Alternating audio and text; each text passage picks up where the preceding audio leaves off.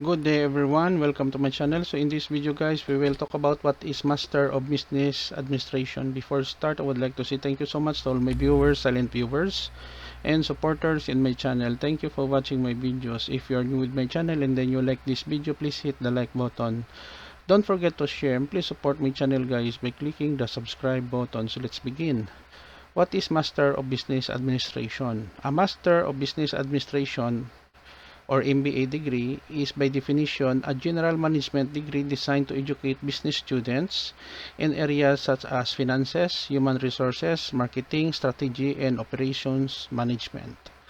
Okay guys, so this is the end of our video on the definition of Masters of Business Administration, a very popular graduate school program or degree that many people are taking up to become a manager, business owner, or entrepreneur.